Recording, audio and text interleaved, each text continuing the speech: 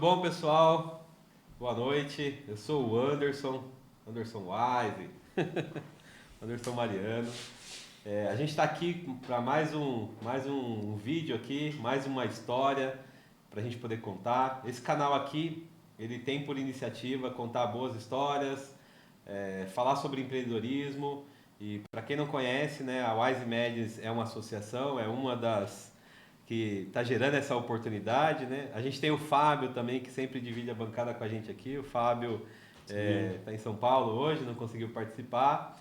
E a gente tem um convidado especial aqui para a gente fazer um bate-papo bem legal, contar um pouco de histórias, falar um pouco sobre essa ideia de empreender e inovar, e de processos, de metodologias, né? Hoje acho que o tema vai ser diferente. E estou com o seu Orlando aqui, Orlando Witzler.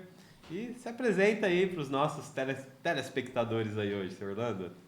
Boa noite a todos, né? Eu agradeço a oportunidade que o Anderson me dá, né, de estar aqui nesse momento e de poder compartilhar um pouco da minha história, da minha trajetória, dos pensamentos, dos projetos que eu vejo possíveis, né? E também de dialogar, de estabelecer um diálogo com o Anderson aqui, no sentido da gente, desse diálogo, levantar novas ideias ou até de se auto-entender e definir, poder fazer uma autoanálise pessoal e da estrutura, tanto da empresa como do modelo de negócio que é a Wise, né? Que não é um negócio, mas tem uma modelagem, né? Sim. Então é um prazer imenso. A gente acompanha há bastante tempo o Anderson, mas esse formato, essa tecnologia, né, esse recurso tecnológico que vocês conseguiram montar, com essa mesa de podcast, toda essa estrutura, é uma coisa espetacular, é o ápice da civilização, eu imagino, né, a gente poder ter todo esse recurso e poder dialogar, gravar, Poder da mídia, né? e tornar isso uma mídia, né?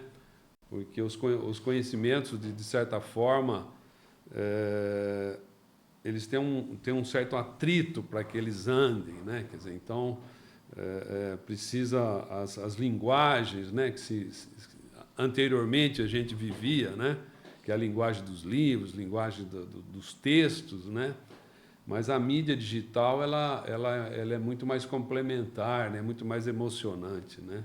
Sim. Então é um prazer imenso Mais viva, né? poder estar aqui e estar dialogando com você, Anderson. Que legal, Fernando. Na verdade, a honra, o prazer é nosso de tê-lo aqui. Acho que eu conheci, a primeira vez que eu vi você, acho que há uns 2 anos e meio, 3 anos atrás. Você contando um pouco da sua história lá, empreendendo lá na área de engenharia, engenheiro, né? As Sim, dificuldades na área de empreender, né? De você ter a sua renda e cuidar da família, né? É um desafio, né? Hoje a gente entrar no mercado de trabalho e através da nossa profissão, das competências que a gente busca para poder trazer o sustento para casa. Eu lembro que você contou algumas histórias desafiadoras ali, né? Mas acho que essas oportunidades é fantásticas e ali eu aprendi muito, viu? Então ali foi acho que o primeiro contato que eu tive com você numa palestra sua da Donep.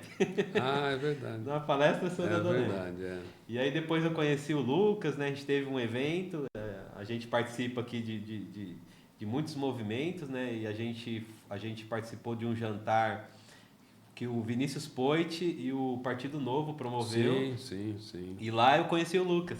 Olha Isso só, tem. Isso acho que tem uns 3, 4 anos uns já. 3 anos, Uns 3, 4 anos.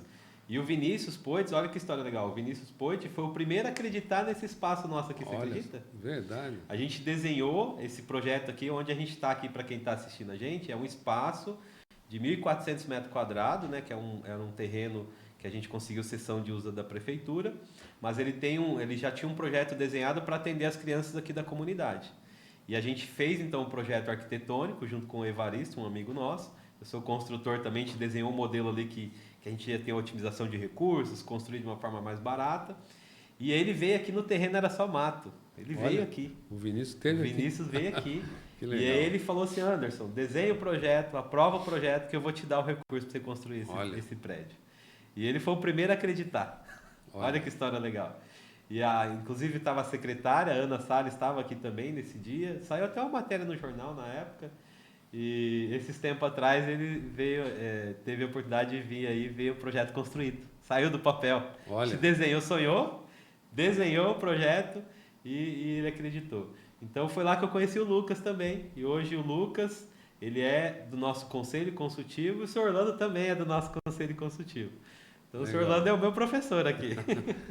Então, você vê, pegando o gancho desse tema que você colocou, né? A importância da política, né? Sim. Porque a nossa sociedade, de certa forma, por equívocos, né? Ou por falta de entendimento, muitas vezes, ela isola determinadas, ela fragmenta e isola determinadas áreas, né? E não permite a troca de experiências e de oportunidades entre as áreas, né? Especialmente a política, né? Você vê que você citando aí o Poit, que na época era deputado federal, né? Sim. E a necessidade de se entender esse modus operandi da política, Sim, né? Sistema, né? E não observar a política como alguma coisa ruim, né? ou uma coisa que corrompe, ou a política como uma escada para o poder, né?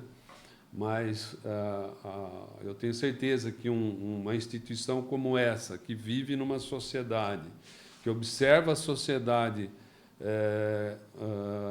com as suas divergências, com as suas discrepâncias, com os seus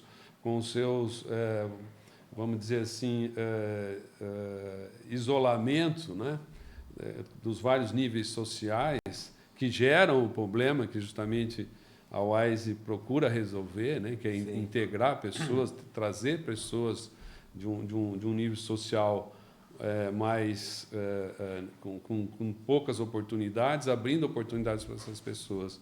Mas eu tenho convicção que entender esse mecanismo político é um grande desafio. Sim. A gente aqui na WISE, eu falo assim, eu estudo muito, né? E a gente fala que é política pública, né? Então a política pública ela é um processo de construção. A política, quem constrói são pessoas, né? São pessoas que estão no poder, na maior parte delas.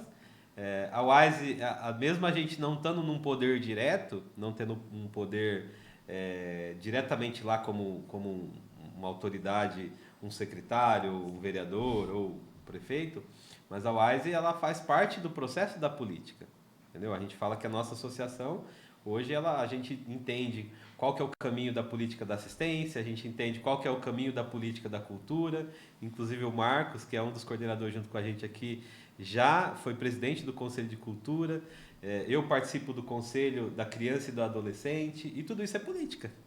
Entendeu? E aí tem a política na última instância, onde que se desenha as leis, ajusta as leis, corrige onde tem falhas, né? E a gente opina muito nisso. A WISE ela estuda muito, entende muito. Por quê? Porque é a política que vai trazer dignidade para aquele que, de certa forma, não está tendo. Entendeu? Então, hoje a gente vê, principalmente quando a gente fala da UECA e pensando na criança e no adolescente, eles têm muitos direitos. Entendeu? Eles têm direito a lazer, tem direito à cultura, tem direito a esporte, mas eles estão tendo esse direito garantido? Então a WISE, na verdade, ela vem para garantir direitos. Então, a WISE ela existe, eu falo que na composição, na nossa missão ali, a gente tem a ideia de, através do protagonismo junto com eles, isso que é legal, eles entender o direito deles, eles buscar o direito deles, e nesse processo nosso aí de 18 anos, de entender a política pública e buscar os nossos direitos, a gente está mudando até a política pública. Olha que interessante. Entendeu? Então, e você vê, um dia desses, deu uma entrevista lá para o nosso grupo lá da nossa empresa, né, que eles queriam saber de empreendedorismo, né, e as dificuldades, qual é a maior dificuldade que eu tive, o que eu faria, ou caso, eu já tenho 35 anos de empresa, depois, ao longo, a gente vai contar um pouco disso. Mas, dentro desse tema, a pessoa lá me entrevistou, no sentido, falando assim, o que você faria, ou, se voltasse no tempo, o que você faria ou não faria, né? Ou então, o seguinte, qual foi a maior dificuldade que você enfrentou para empreender, né? Considerando toda a minha trajetória. Então, dentro disso, o que eu quero passar é o seguinte sentido, que a maior dificuldade de empreender foi entender o Estado, e entender as políticas de Estado. Não foi nem a concorrência e nem o mercado.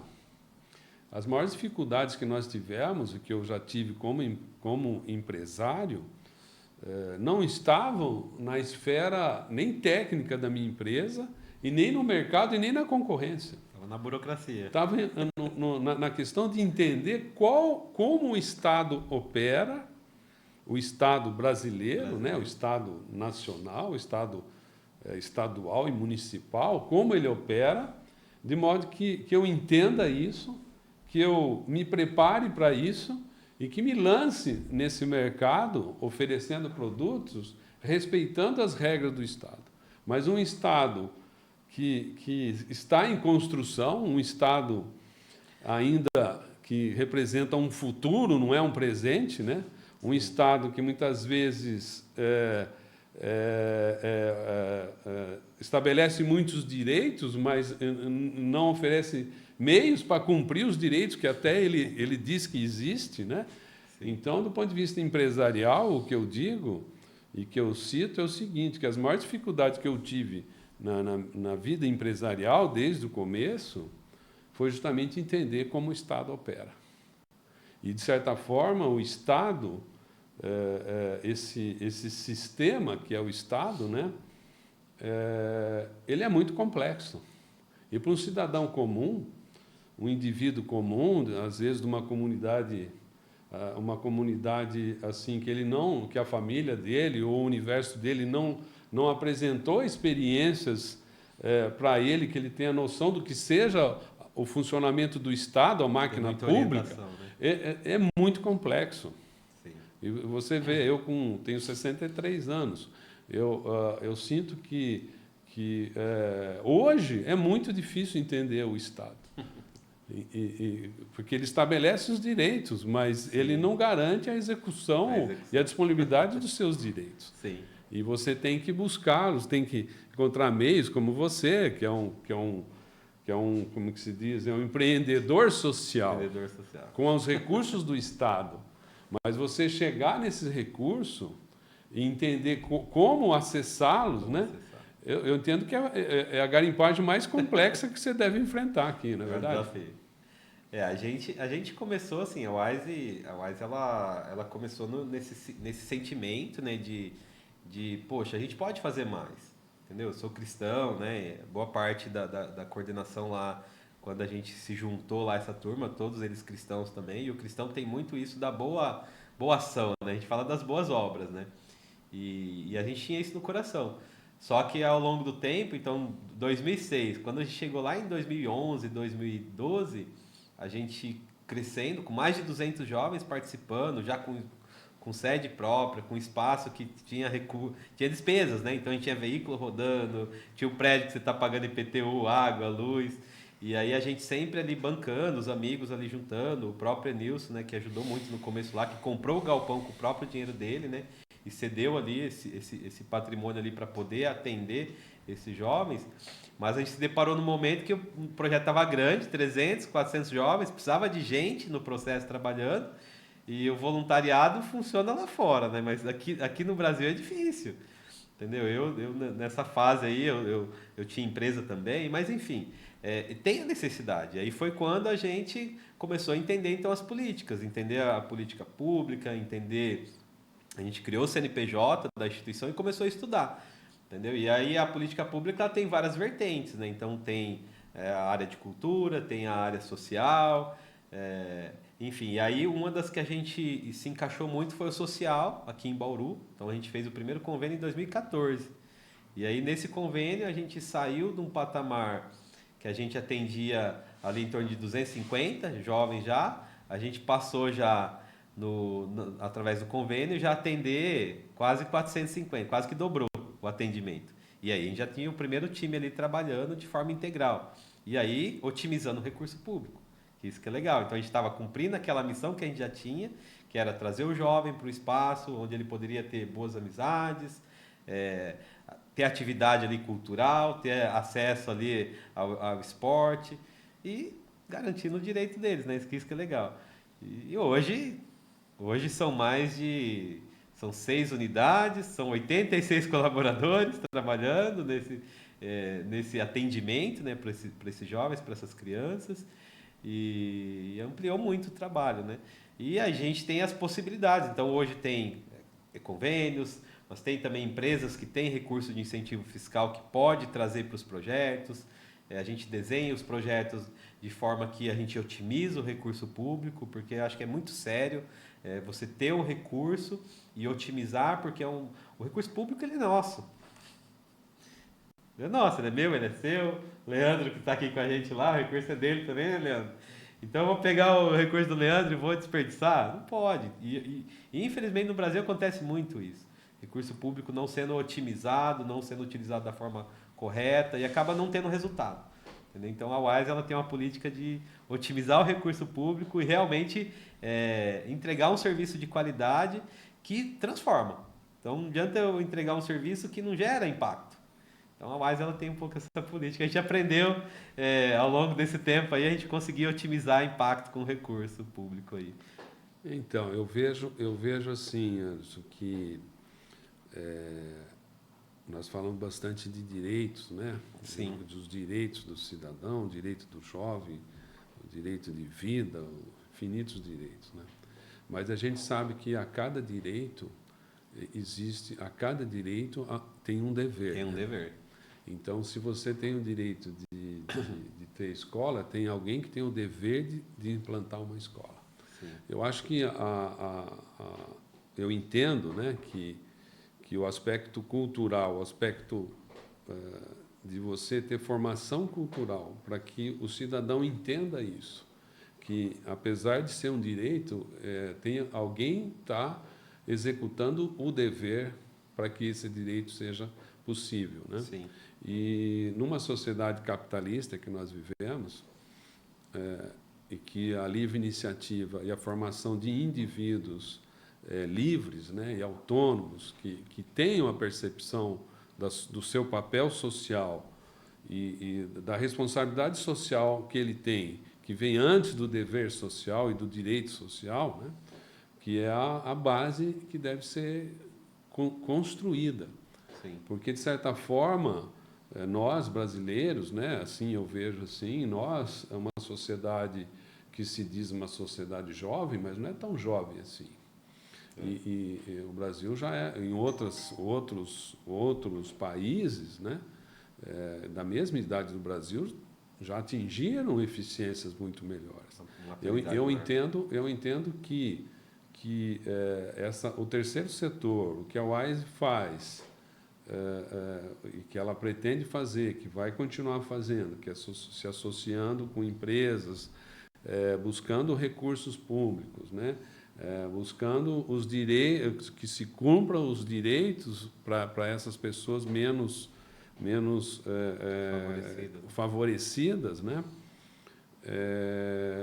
É alguma coisa que tem que passar essencialmente pela libertação dessa pessoa, desse Sim. indivíduo, que ele tem que buscar a sua abolição verdadeira mesmo. Autonomia. Ele tem que ele tem que ser resgatado dessa escravidão, dessa dependência do Estado. Sim. E que isso tem que ser um processo absolutamente passageiro.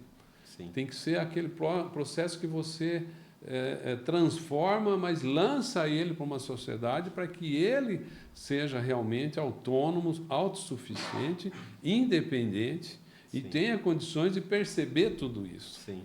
Então, aquela visão, a visão que eu entendo que seja essencial nesse processo é o despertar, né? Sim. Então, você despertar para a sua dificuldade, despertar para um mundo que existe, despertar para as coisas certas que têm que ser feitas. Sim. E despertar também para os exemplos que deram certo.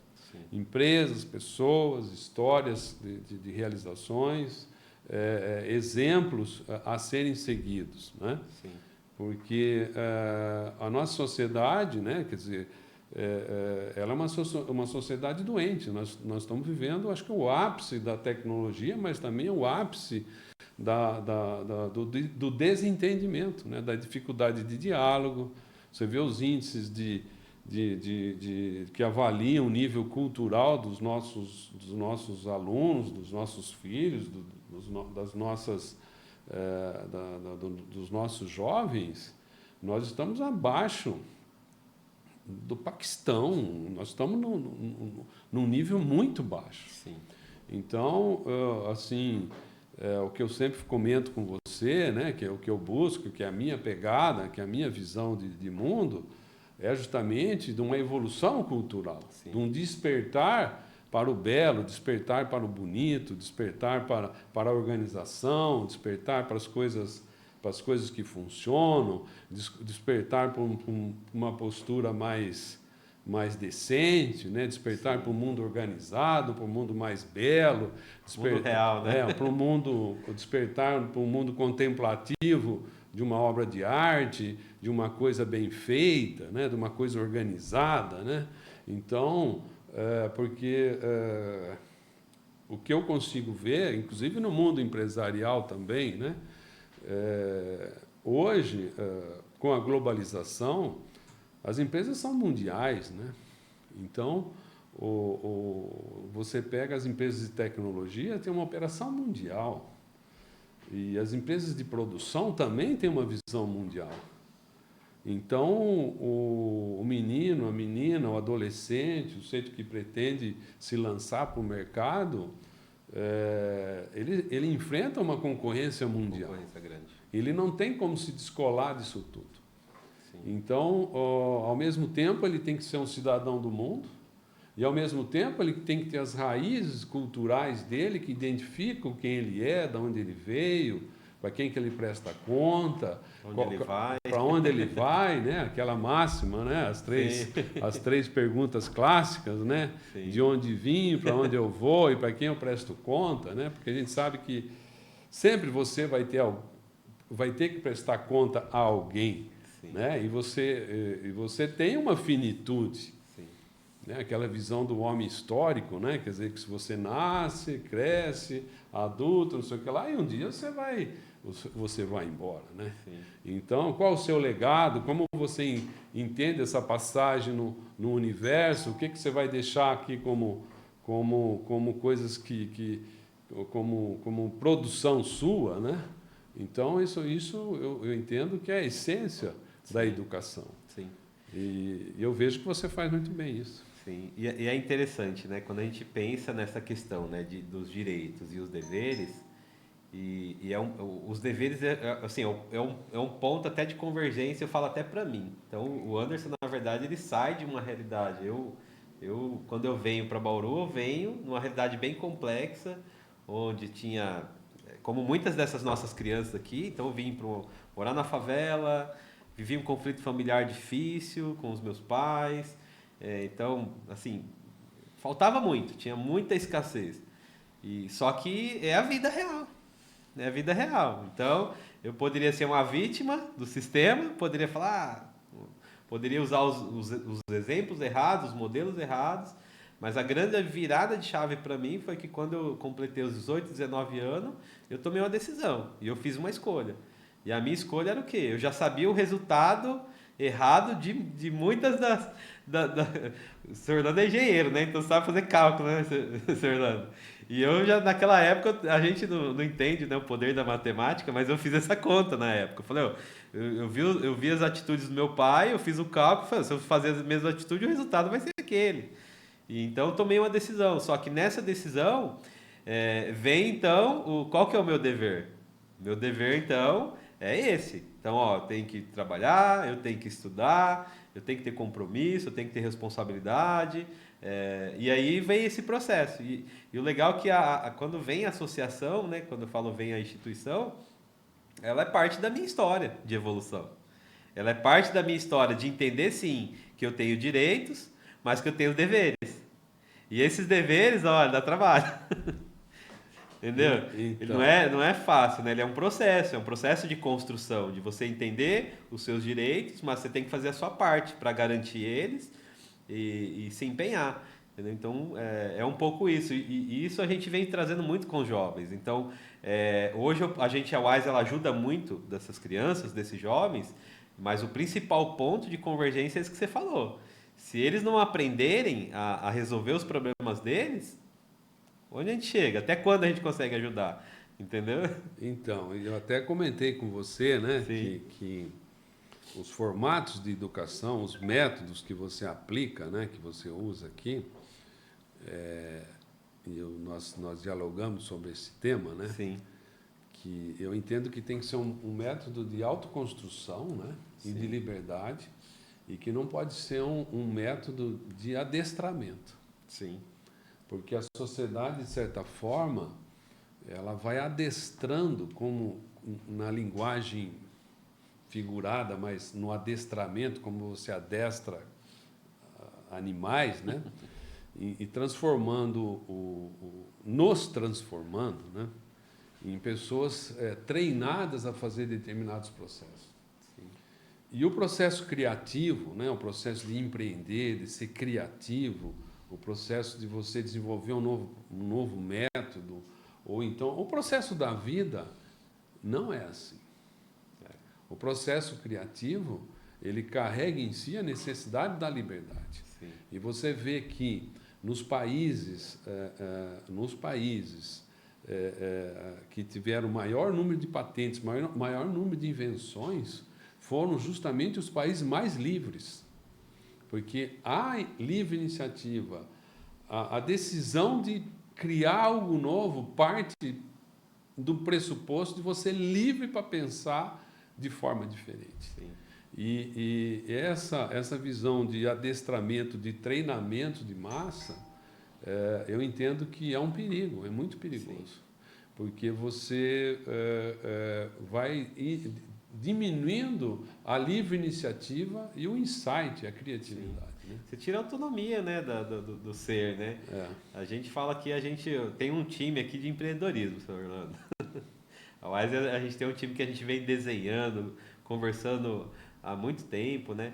E esse projeto aqui do podcast faz parte desse time de empreendedorismo. Então hoje a gente tem o Leandro, que está aqui junto com a gente na operação aqui também, que ele já está trazendo também, desenhando com um grupo aqui de jovens aqui para as crianças também se empoderar e entender a importância desse projeto.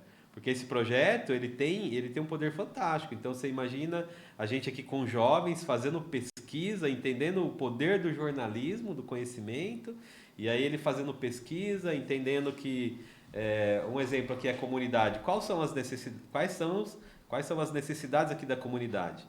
Eles fazendo pesquisa através de jornalismo, entrevistas, eles vão entendendo a realidade deles, onde eles estão, vão tendo a percepção e entendendo esse processo, eles começam a agir de forma diferente, pensar de forma diferente e falar, não, isso tem uma solução. Até a Sara, no primeiro podcast aqui, ela fala sobre isso, né? O quão é importante as pessoas fazerem perguntas, falar, isso tem que ser assim, deve ser assim, não dá para ser diferente, né? Isso é autonomia, né? E aqui a gente fomenta muito isso. Então, a gente traz para esse time as ideias, eu falo assim, eu sou um dos que puxa esse carro, mas tá aqui, tá posto. Agora, qual que é a proposta que vocês trazem? E aí eu dou ideias, mas assim, tá na mão deles. Aí eles têm que agir e falar, não, então vamos fazer assim. E aí vai, né? Então, isso é muito legal, porque eu faço parte da construção, estou aqui também, mas são eles que são o futuro. Se eles não se mobilizar, se eles não agir, se eles não tiver essa autonomia, não tiver esses insights, não tiver também essa liberdade, como você falou, vão virar robô do sistema, né? Então, e esses dias me chegou uma frase muito interessante que eu gostaria de colocar. Ela diz assim, que a liberdade não é livre. Então, quer dizer o seguinte, a liberdade, ela carrega em si uma infinidade de responsabilidades. Né? Então, porque se confunde muito um universo livre com um universo sem amarras, né? Mas não é bem assim. A liberdade não é livre. Você tem que ser livre para prosseguir dentro de algumas estruturas pré-definidas, né? Então, no mundo cristão mesmo, você sabe que você pode ser livre, você tem a liberdade para fazer tudo, desde que seja no projeto que Deus fez para você. Sim. Né? Então, você pode ser tudo o que você quiser, desde que esteja dentro do projeto de Deus. Né? Então, quer dizer, a própria liberdade tem uma linha de procedimentos, né? Mas o que a gente vê hoje é uma sociedade que prega a liberdade pela liberdade, né? Que é o que o jovem vive, que gera consequências, né?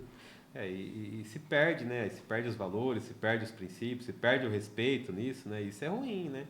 A gente aqui acredita muito nisso, porque as coisas acontecem nesse processo de construção, mas um respeitando o outro, o espaço do outro. E a gente vê as divergências, mas uma coisa que não dá para abrir mão é isso, né? Então a ética, o respeito, os valores principais, né? Família. Então a Wise acredita muito nisso e ao longo desse tempo a gente tem visto o crescimento deles nesse ciclo de relacionamento, ciclo bons de relacionamento, né? Porque hoje a gente vê esse outro lado da sociedade, principalmente na periferia, que está imperando a violência, está imperando o crime, está imperando o poder, entre aspas, né? Que aí o tráfico, eu achei até interessante que eu estava falando sobre empreendedorismo, e aí nessa fala que eu conversei com essa pessoa, a pessoa fala assim, mas os caras lá, os traficantes, são empreendedores, os caras estão vendendo, estão recebendo recurso, mas estão empreendendo para o mal. Entendeu? Mas assim, na cabeça deles é a forma de solucionar o problema. E não é. Na verdade, está gerando mais problema ainda. Está gerando divisão, gerando morte, gerando dependência dos jovens, né? E tanto problema vem na sociedade com isso, né? Então a Wise ela tem essa outra vertente de mostrar um caminho. A gente fala, Wise Imagine, você sabe a loucura, né? E hoje a gente tem um tripé aqui, que é o Wise vem de sabedoria, W de sabedoria, I de inspiração, S de sonhar e E de executar, de colocar em prática e fazer. E a gente vem falando com os jovens nesse sentido, né? Falar, vocês são protagonistas, mas aproveita essa liberdade, aproveita esse espaço para vocês construir uma sociedade melhor, para vocês construir na vida de vocês um legado que no final lá vai ter valor, né? Que hoje você fazer qualquer coisa, fazer por fazer, não tem propósito, o que adianta? Entendeu? Você buscar o poder para quê? Buscar dinheiro para quê? O dinheiro ele vem para nos ajudar e facilitar as coisas, mas ele tem uma finalidade. Então, se você usa o dinheiro da forma correta, ele vai te ajudar muito, mas se você usa de forma errada, ou se você tem ele como... eu falo assim, às vezes as pessoas têm como dinheiro como o ponto principal. E aí você deixa a família para trás por causa do dinheiro, você deixa entes queridos para trás por causa do dinheiro, passa por cima das pessoas, quebra todos os princípios, e aí? Isso você está construindo algo bom, chega no final da sua vida, você vê que muita gente fala, né? Ele é tão pobre que só ficou dinheiro para ele, né? A grande frase, né? A gente precisa, o Brasil, né? Nós, aqui, nossa micro-realidade aqui de mundo, né? Eu tenho a impressão que já chegou o tempo da gente se auto reconhecer, sabe? Eu vejo que essa política do jeitinho brasileiro, de que no final tudo vai dar certo, ou o seguinte, Deus é brasileiro, a voz do povo é a voz de Deus, deixa lá, amanhã a gente vê como é que faz, sabe? Eu tenho a impressão eu tenho impressão não, eu tenho convicção que isso é um vírus que entrou na mente do brasileiro, né? Tem um conto, uma história muito interessante, que tinha uma aldeia, né? E que as pessoas lá, num determinado país, eles queriam saber quem era a pessoa mais inteligente da aldeia, quem era a pessoa mais sábia, né? E daí começou a se fazer essa pesquisa, né? Como é que eu vou avaliar o que é sabedoria, o que é uma pessoa inteligente, né? E daí veio lá uma porção lá, falou, não, é o sujeito que sabe caçar, é um caçador exímio. Daí fizeram a pesquisa, não é isso. É o sujeito que sabe falar muitas línguas, não é? Também. O sujeito que é um grande filósofo, um intelectual. Não é isso também. É o sujeito que sabe curar as pessoas, que conhece os remédios. Não. É um sujeito que é estrategista, também não é o cara mais inteligente. Daí falou assim, poxa, mas quem é o sujeito mais inteligente? Daí chegaram à conclusão que é o sujeito que consegue prever o futuro. Ele consegue prever o futuro.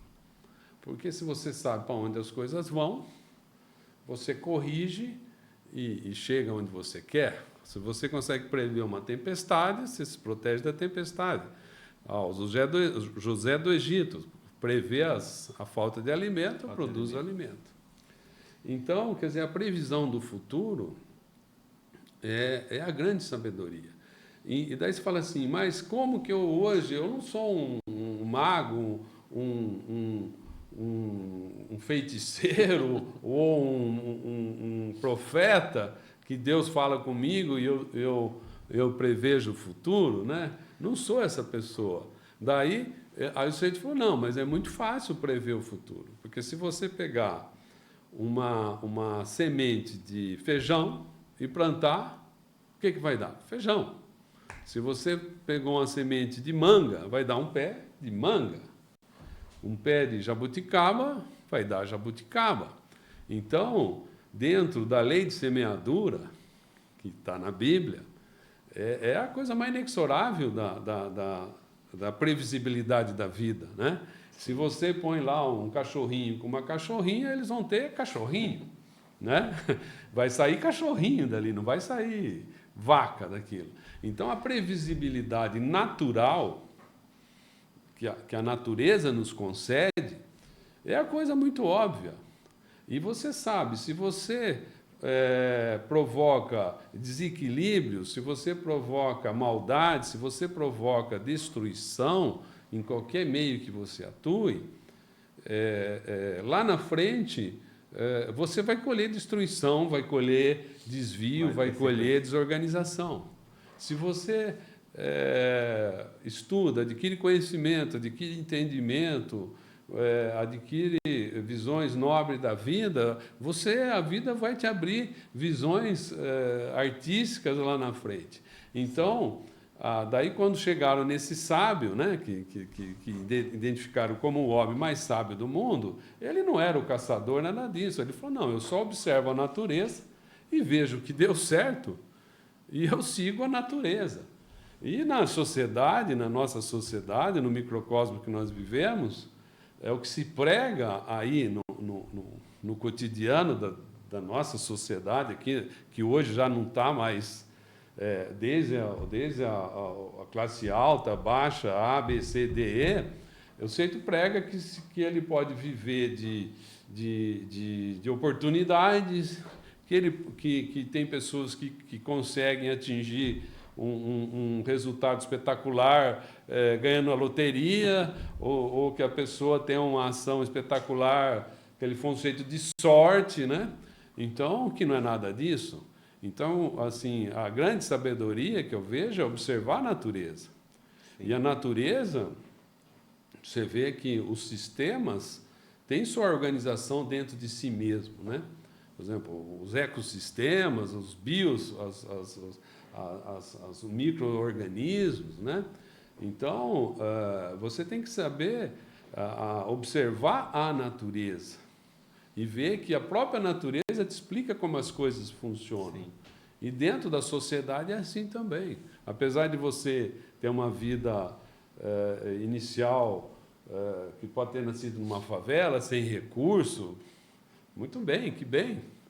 Mas você sabe que isso é passageiro e que você tem as condições de superar isso, porque muitos outros conseguiram. Sim. Então, eu entendo que esse processo educacional da UAIS, esse processo cultural de elevação das pessoas, de introduzir, resgatar esses jovens que ficam no ostracismo, nas tardes que não tem o que fazer, de modo que o Estado não tem condições de suprir essa demanda do jovem. E, ao mesmo tempo, a família dele, por ser uma família assim, não tão estruturada, esse complemento que a WISE fornece e se oferece, né, utilizando os próprios recursos do Estado, eu entendo que é um mecanismo espetacular de elevar as pessoas e resgatar essas pessoas, e libertar, fazer a abolição desse jovem, dessa maldição de prosseguir com aquela semente ruim. Não é isso? Eu vejo assim, eu falo assim, a distração, né? Infelizmente a gente vive nesse mundo realmente de muita informação e só que eles estão distraídos. A grande verdade, boa parte dos nossos jovens estão distraídos, o tempo está passando e o tempo não perdoa ninguém, infelizmente. E eu acordei, eu acredito que acordei um pouco tarde por não ter muita instrução, mas acordei, graças a Deus, né? E falo, poxa, não posso perder mais tempo, então tenho que recuperar. Estou finalizando agora uma formação acadêmica que eu não tinha ainda, estou fazendo agora a administração pública, né? Mas leio muito, estudo muito, porque é esse conhecimento, é sair daquela distração do ócio, né? Como diz a gente tem o filósofo aí, Cortella, ele fala o ócio, né? Que é o ócio e muitas vezes tá distraído. Só que os nossos jovens hoje, infelizmente, está sendo iludido, né? Então a gente tem os digital influencers aí que apresentam uma vida maravilhosa, que apresenta ganhar o dinheiro fácil, os artistas aí, né? Os jogadores de futebol, quantos jovens nossos hoje, e eu acho que é legal, tem essas oportunidades, mas não são para todos. E assim, até para chegar nessa oportunidade, você precisa também ter uma formação. Então, hoje a gente vê muitos jogadores de bola aí que os caras ganham dinheiro, mas não sabem administrar o recurso e perde tudo. Entendeu? Então, assim, é importante para a vida ele sair dessa distração e entender que a vida real, ela não é fácil.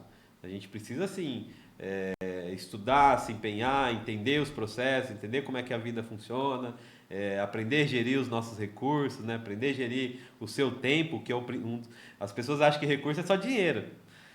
Mas hoje eu aprendi que o principal recurso que a gente tem, qual que é, Fernando? Acho que você pode falar melhor isso daí. Qual que é o nosso principal recurso hoje, que todos têm? É o tempo, É né? o tempo. O tempo, Entendeu? a saúde, né? A Exatamente. saúde. E as pessoas acham que, não, porque eu não. E eu aprendi isso, aprendi um pouco tarde, mas aprendi. E venho plantando novas sementes, como você falou, né? E a gente vem vendo os frutos, isso é legal, né? É, mas pensando aí hoje, Sr. Orlando, você tem um acesso, tem empresa, né, hoje, né? Tem esse olhar, a gente bateu um papo bem legal da última vez que a gente conversou, a respeito sobre cultura organizacional, né? Cultura de empresa. Eu acho que esse tema que a gente está falando aqui, acho que é bem legal mesmo, né?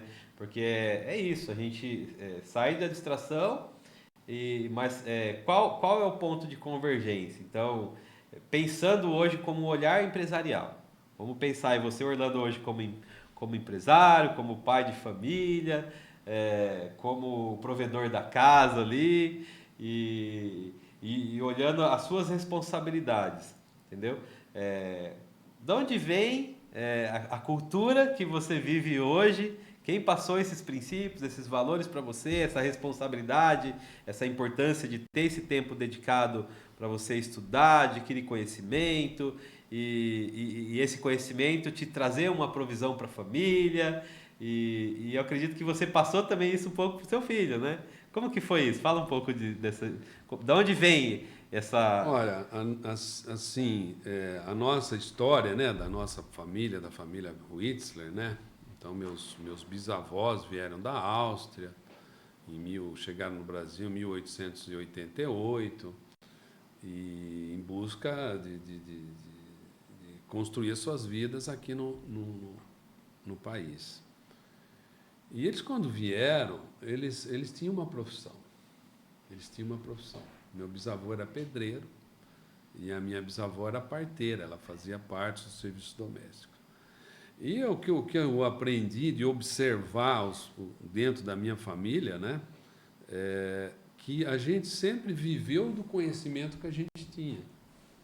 Porque o meu avô, né, que foi filho desse austríaco, né, ele aprendeu o ofício porque nós somos uma família que trabalha com eletricidade sempre. Eu sou engenheiro eletricista, meu pai também era, meu avô também era. Então a gente, de certa forma, aprendemos um ofício, nos aprimoramos nele e vivemos dele. Colhemos os frutos do ofício do qual a gente aprendeu.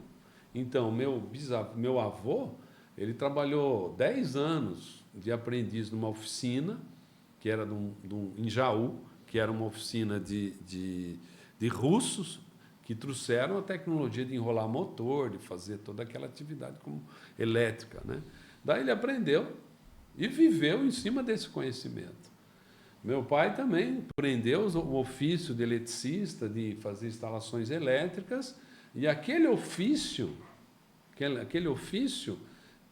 que proveu pelo trabalho. Você tem o trabalho, mas tem o conhecimento. Então, tem ofício, a palavra ofício.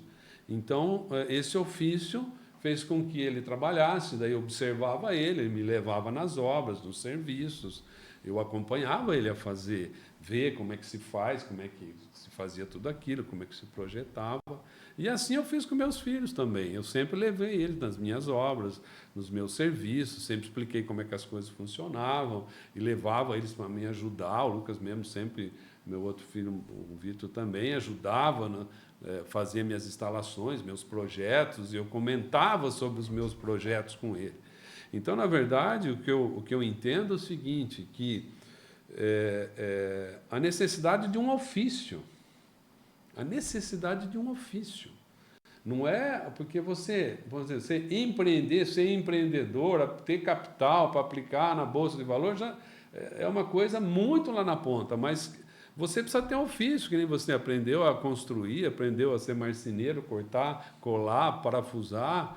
Então, isso chama-se ofício. E que você tem um aprendiz, e você aprende estando junto, né? Então, o que eu quero dizer que na nossa família, graças a Deus, você sabe, nós somos uma família, graças a Deus, estruturada, de sucesso, mas o fio que conduz toda a nossa história é como se fosse um fio. Você pega aquele colar de pérolas, sabe? Um colar de pérolas que tem um fiozinho que liga todas as pérolas, é o ofício e o trabalho. E você amar o seu ofício. E quando você ama o seu ofício, você estuda, você se dedica, você se aprimora, você busca novidades, você se constrói, porque a visão que eu inclusive acredito e indico é a visão do autodidata. Quer dizer, você se constrói, né? Você vai construindo tijolinho por tijolinho as suas experiências de vida, o seu conhecimento, a sua cultura, e você começa a usar essa cultura como meio de sobrevivência, porque ele passa a ser o seu ofício, né? E você vê, daria para falar horas sobre isso, porque na Idade Média, por exemplo, as grandes construções, as igrejas, as pontes, as grandes obras que o mundo viveu antes do século XIX até o século XX mesmo, eram por oficiais. Então, qual que é a sua especialidade? Eu sou construtor de igreja, minha especialidade é a abóbada da igreja, entendeu? Então, ele, o filho dele, toda a família vivia daquele ofício, né? Daí você pega, por exemplo, vai lá nas grandes obras, né? Os pintores, Michelangelo, Da Vinci, entre outros, eles formavam um grupo de pessoas que adquiriam aquele ofício e desenvolviam aquilo. Sim. Por prazer e também por recurso, né? Sim. Então, eu entendo que assim, o que eu consigo ver, a essência da necessidade de você adquirir conhecimento é justamente para construir o seu ofício. O que você sabe fazer? O que você sabe fazer bem, né? O que te dá prazer, qual que é a sua especialidade, né? Quer dizer, qual que é o seu talento, né? Porque você tem aquela diferença entre propósito, missão e talento, né? Tem aquela coisa que o talento é aquilo que brota dentro de você, que você faz e que não te pesa, né? Sim. Você faz aquele negócio, mas você não se cansa de fazer aquilo. Então, eu acho que é a busca do talento, né? Eu falo para as crianças, eu tive uma palestra esses dias aí com a turminha da Unidade Nossa, adolescentes, e estava falando um pouco sobre o que move elas, né? Tem um sonho, né? E qual que é o prêmio que eles buscam, né? Cada um tem um prêmio, né? As pessoas hoje às vezes estão se movendo procurando a recompensa, né? Infelizmente hoje a gente tem muita essa sociedade da troca, né? A gente vê algo até proposital, né? Quando você pensa aí na ideia de comércio, de vendas e tal, e hoje as pessoas estão no consumismo, naquele ciclo do consumismo, né? Você falou uma história legal, a corrida dos ratos, né? Uma vez pra gente lá. E eu vejo muitas pessoas buscando um prêmio, trocando tempo, trocando a vida, trocando muitas coisas por um prêmio, e que é um prêmio às vezes é ilusório, né? Hoje eu tenho para mim o maior prêmio, pensando naquela frase que o trabalho enobrece, né? O trabalho enobrece o homem. E eu tenho muito que as minhas ações, os meus trabalhos, hoje, unido a propósito, unido a uma missão um pouco maior. Eu vejo quando o homem ele só olha para si, e isso é um pouco da ambição, né? Quando a gente só tem aquele olhar nosso. Não, então, eu preciso ter dinheiro, eu preciso ganhar dinheiro, eu preciso ter fama, eu preciso ter poder, mas olhando só para mim. E isso é um ciclo que eu vejo que a sociedade entrou, que é o hedonismo, o consumismo, e onde vai chegar isso? Acho que o Michael Jordan, se eu não me engano, ele tem uma palestra, uma frase que ele fala, né? Que ele subiu no maior alto topo, conseguiu o sucesso, conseguiu a fama, e a hora que ele chegou lá no topo, ele viu que muito daquilo era ilusão. Ele viu que no topo lá não tinha muita coisa, né? Eu acho que é uma reflexão que acho que é importante os jovens, a sociedade fazer hoje. Você está correndo atrás do quê? Qual que é o seu prêmio, né? Eu falo muito isso para os jovens. Falo, gente, qual que é o prêmio de vocês? Qual que é a reflexão por que vocês estão sonhando, agindo, se motivando, né? E é uma reflexão importante. Acho que pensando nessa nossa linha vamos pensar assim, de despertar, despertar para um propósito, despertar para algo maior que está além de nós, né? Eu acho que eu venho vivendo experiências assim, Sr. Orlando, nesse sentido, que eu acho que a vida não está só relacionada a mim, está relacionada à sociedade, o social, né? O olhar para o social, olhar para as pessoas que estão à sua volta, né? E quando você olha para as pessoas que estão à sua volta, você tem que respeitar. Você tem que entender, né? Você tem que ser compreensivo, né?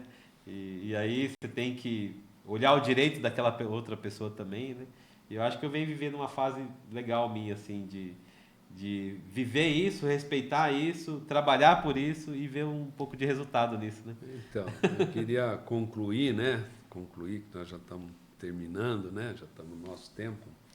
Dizer que o seguinte, com o advento da tecnologia, né? Eu tenho a impressão, eu até acredito que nós estamos no ápice da tecnologia. Sim. Acho que nós estamos assim vivendo um máximo que o universo pode viver com tecnologia, né? E a tecnologia, na verdade, atravessou as demandas do homem. Porque a coisa era sempre diferente. Quer dizer, o homem tinha demandas e não tinha tecnologia que as suprisse. Então, eu precisava de um antibiótico para curar uma determinada doença. Então, vamos desenvolver um antibiótico. Eu precisava de um robô para operar catarata. Vamos fazer um robô. E assim sucessivamente. Precisava de um carro que andasse, não sei o que lá. Não tinha esse carro. Mas o que aconteceu? A tecnologia atravessou as demandas do homem. E hoje, na verdade, o que nós vivemos hoje, que nem o curso que você dá aqui, você está dando curso explicando uma tecnologia você está explicando para um jovem uma tecnologia que ele não conhece, que ele nem sabe para que serve, mas você está explicando uma tecnologia que eventualmente ele vai usar em alguma demanda, ou seja, algo novo que não tem uma utilidade tão rápida. Então, esse avanço da tecnologia sobre as demandas do homem está criando um vazio muito grande. Porque quando nós não tínhamos tecnologia, você fala, poxa vida, ainda eu tenho dificuldade de localizar as coisas, informações, eu tenho dificuldade de viajar, tudo era dificuldade, né? Se você vê as grandes expedições, era uma loucura se você conseguir fazer tudo aquilo. Mas hoje nós temos esse recurso. Mas aí é o seguinte, como você vai transformar esse ser humano com experiência, com cultura, com vida espiritual, para dar um sentido na vida dele, de modo que aquilo que ele faz, qual que é o sentido daquilo tudo? Que é justamente isso que ocorre com os jovens, que nunca se ouviu falar de um jovem com depressão. Se você vê a história das depressões, né, é coisa de 5 anos. Então, o que acontece? Inclusive, tem até um tema muito interessante que chama Sociedade do Cansaço. O que acontece? Como a tecnologia distanciou tanto do cidadão comum, ele se sente muito cansado, porque ele tem que correr tanto para entender a linguagem da programação, do aplicativo, todas essas coisas todas, e ele se sente cansado, porque é a corrida dos ratos. Ele vai aprender aquele aplicativo, mas a hora que ele chegar ali já tem outro. Então, quer dizer, é o milho na frente do burrinho lá, entendeu? Então, isso gerou uma sociedade de cansaço, que o jovem já se sente cansado e, ao mesmo tempo, não vê meios dele como atingir aquela tecnologia que até, de certa forma, é necessária para ele enfrentar o mundo e a concorrência do universo, né? Então, tudo isso é uma coisa muito complexa e que a gente tem que ter muitas outras horas para a gente discutir. Sim. Mas é um prazer estar aqui. Mas legal, Sr. Orlando. Eu acho que essas histórias que realmente a gente quer cada vez mais compartilhar, filosofar, né? Uma filosofia, né, Sr. Orlando? Ideias, né? E legal. Sr. Orlando, é um prazer a gente estar aqui. E a gente sempre encerra. Na verdade, assim, tem um brindezinho aqui antes, né, Leandro? Vou deixar um brinde aqui. Pois é. É um presente. A gente tem um parceiro aqui que é Baurocel, que ele deixa aqui, tem na tela aqui também o Baurocel, que é o nosso patrocinador. E ele dá a garrafinha pra gente, Sr. Orlando. E a gente tem um projeto aqui que chama Projeto Maker, que ele personaliza. Olha, deixa eu ver aqui, que legal. Uma lembrancinha do Wisecast Podcast para você aí. Da próxima vez eu vou trazer uma lembrança para você também, que né? isso. Que legal. É um carinho que a gente tem aí, junto com os parceiros aí, proporcionando para vocês. Obrigado, aí. Nossa, não precisava nada disso. E a gente sempre encerra com uma mensagem final, Sr. Orlando. A gente tem uma mensagem final aqui, pensando que a gente tem hoje... jovens que tá ouvindo esse nosso canal aqui, podcast, que tenham aí uma estrada longa de escolhas, de decisões, de pensar futuro, né? Então, deixa uma mensagem para esse nosso jovem que está assistindo e também deixa uma mensagem para o empresário, que a gente tem empresários também aí que estão nesse caminho de descoberta, de empreender, estão passando uma fase difícil também na empresa, às vezes não dá certo, tentou, né? E deixa 2 mensagens rápidas aí, tanto para o empresário, que é os seus amigos também que estão assistindo aí também, e para esses nossos jovens. Bom, para o empresário, eu não sou um empresário assim de tanto sucesso assim financeiro, né? Mas eu fiz tudo que eu queria fazer na engenharia. Eu queria dizer o seguinte, que observem, né? Sejam grandes observadores da realidade do Estado. Como funciona o Estado brasileiro. E se lance no mercado no momento que você tiver certeza de como funciona o modus operandi do Estado. Porque a gente sabe que o insucesso é muito grande E os aborrecimentos, as tragédias empresariais são muito comuns, né? Muitas vezes porque as pessoas querem que o Estado seja o que elas desejam, não o que o Estado realmente é. E para o jovem, né? Para o jovem de 13, 14, 15 anos, 16 anos, 17 anos, eu diria o seguinte, que vocês entendam aquelas 3 perguntas básicas, né, que eu sempre faço, né? Que as respostas vocês vão passar a vida buscando essas respostas. Que a pergunta é mais importante que a resposta, né? As respostas são as experiências que vocês vão viver, que vão contar, que é aquelas 3 perguntinhas básicas.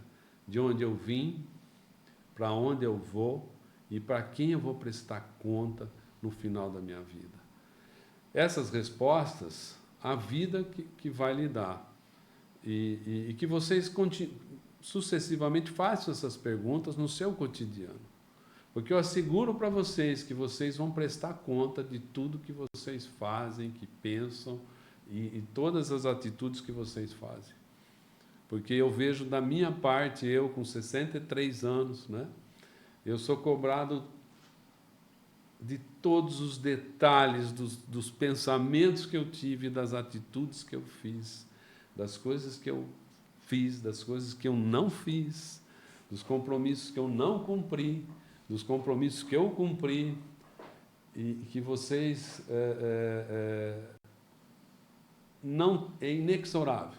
A vida é maravilhosa, mas você tem que entender como ela funciona para que você viva bem. Seria isso. Legal. Obrigado. E é isso, gente. A gente encerra por aqui agradecendo a presença do seu Orlando. E vão ter mais histórias aí, vão ter mais oportunidades aí. E a gente agradece também, então, todos que estão aqui junto com a gente até agora. E já aproveita aí, clica no nosso sininho, siga o nosso canal. E até o próximo podcast aí, o Wisecast. Isso aí.